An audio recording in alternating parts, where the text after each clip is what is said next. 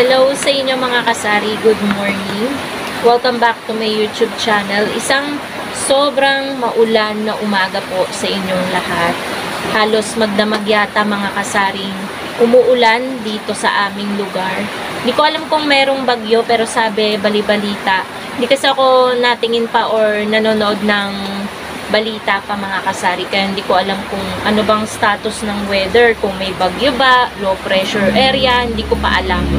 Mamaya pa ako guys magre-research, pero kapag ganitong nakikita natin na sobrang maulan at hindi tumitila, malamang may bagyo. So siguro tapos na guys ang summer, at meron lang ako guys problema ngayon, dahil 'di ba problema natin kapag maulan, yung mga bubong na tumutulo, alam nyo yun guys. Dito kasi sa loob ng tindahan, mga kasari, may tumutulo. Alam nyo naman 'di ba mga kasari na may kisame itong ating sari-sari store. Ito medyo lately ko lang napansin na nung umulan, may tumutulo. At ito nga mga kasari, ipapakita ko sa inyo yung status ng tumutulo. Ayan po mga kasari, meron lamang pong bumili. Kahit papano guys, meron pa rin mga bumibili. Kasi yung isang tindahan dito guys, sarado. 'Di ba? Magtinda pa rin tayo kahit umuulan. So balik na nga tayo dun guys sa topic natin. Ayun, ipapakita ko na sa inyo. Actually, kasalukuyan may tumutulo ngayon. At ito yung problema ko. Although may pambili naman tayo guys ng bagong yero, kasi yung mga yerong nakakabit kasi dito mga kasari is luma. Since nung itinayo dito, yung ikinabit na yero ay luma. Yung iba lang ang bago guys. So, ito kasi yung yero na ikinabit dito sa ating tindahan is yung yero nung nandun pa sa labas, yung ating sari-sari store. Kaya guys, may mga ano na siya, may mga tulo-tulo na. Pero noon, pinatapalan ko naman yan ng bulkasil, kaso hindi na siguro umubra sa lakas na rin ng ulan. Ayan o, wala pang tila. Although may pambili naman tayo ngayon ng yero, pina-estimate ko na nga kung ilan yung kailangan na yero, mga 4 daw. So, hindi naman tayo ura-urada pwedeng magpagawa ngayon kasi nga walang tigil yung ulan and, di ba? Siyempre, magpapagawa tayo kapag medyo may araw na, di ba mga kasari? Siyempre, mababasa din yung paninda natin kapag inalis itong bubong ngayon.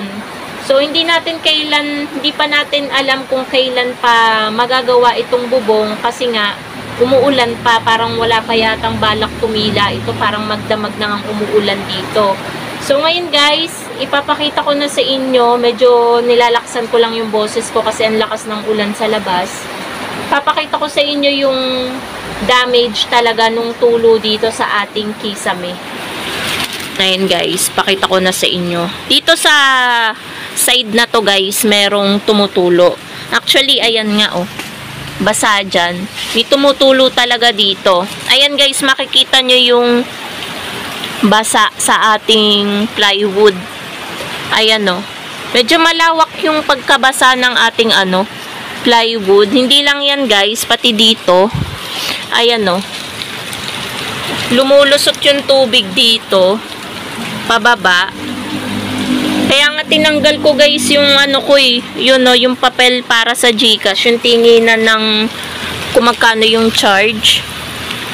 Ayan guys o. Basang-basa yung ating kisame. And tingnan nyo, napakalawak talaga. Birch tree. Wait lang guys, meron lang guys bumili na bata. Actually, habang nagtitinda ako, natuluan ako dito sa braso. Ayan, nakikita nyo basa. May kita pa yung peklat ko na nabanlian, diba ako guys, ng mantika dati.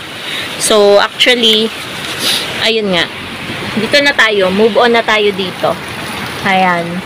Ayan guys, yung lawak ng pinsala ng tulo ng ating yero, butas na yero natin. Kailangan talaga nating mag-invest na sa tindahan guys. Ayan o. Ayan, tumutulo siya. Nakakasad dahil wala tayong magawa. Siyempre, ang lakas ng ulan sa labas. Ayan guys o.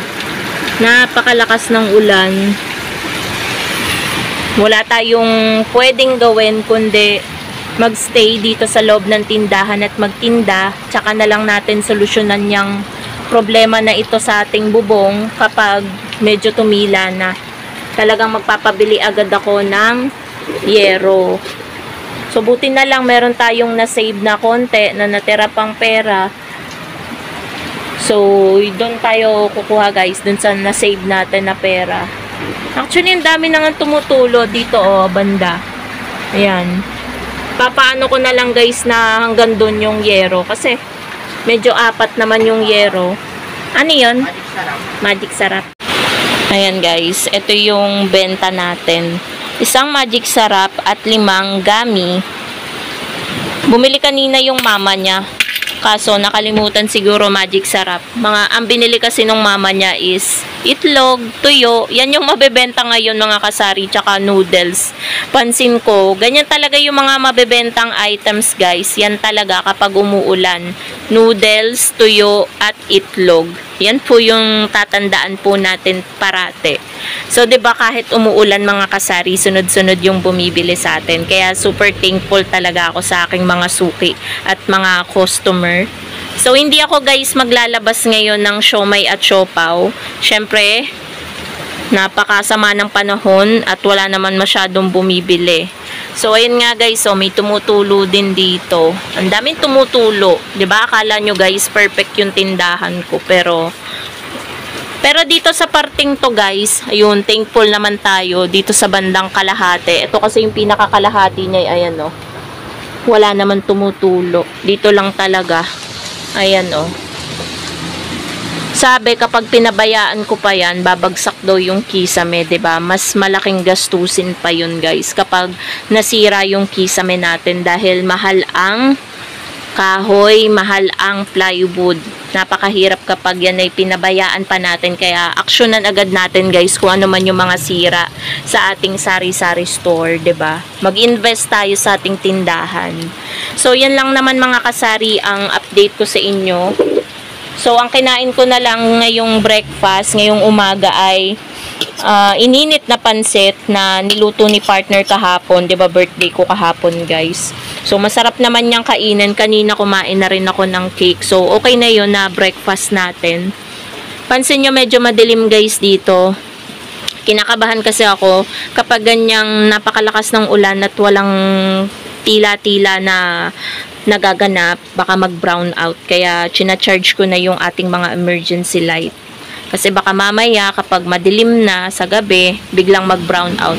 Para naman meron tayong magamit dito sa tindahan at sa loob ng bahay. Papatayin ko na pala yung ilaw sa labas. Kasi, pansin ko may ilaw pa pala dun sa harap. Medyo maliwanag naman.